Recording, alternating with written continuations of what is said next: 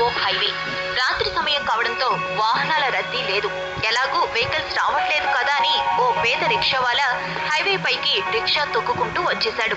సరిగ్గా అదే సమయంలో ఓ ట్రక్ శరవేగంగా అడ్డే దూసుకొచ్చింది. ట్రక్ డ్రైవర్ రిక్షావాలాను గమనించేంత టైం లేదు. బ్రేక్ వేసేలోపే ప్రమాదం జరిగే పరిస్థితి వచ్చింది.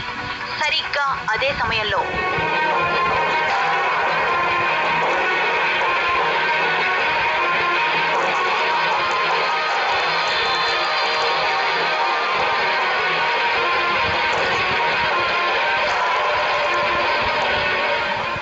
ఇది జరిగిన ఘటన. ట్రక్ డ్రైవర్ ఖచ్చితంగా ప్రమాదం జరిగిందని, తాను ఎవరినో గుద్దేశానని భావించి గబగబా ట్రక్ దిగి వచ్చాడు. అటు ఇటు అంతా చూశాడు. ఎక్కడా ఏమీ లేదు. ప్రమాదం జరిగిన ఆనవాళ్లు లేవు. అసలక్కడ ప్రమాదం జరిగితే కదా.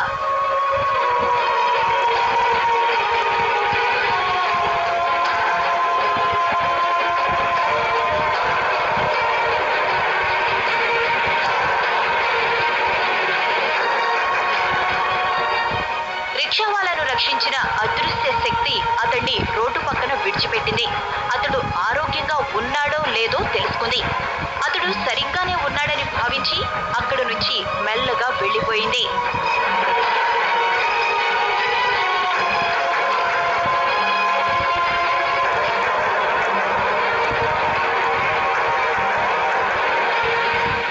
ఇంతకీ ఆమె ఎవరు? అంత వేగంగా ఎలా వచ్చింది? ప్రమాదం జరగకుండా ఎలా అడ్డుకోగలిగింది? ఆమె రాగానే మెరుపు ఎందుకు వచ్చింది? ఇలా ఎన్నో అనుమానాలు, ఎన్నో అంతు చిక్కని ప్రశ్నలు.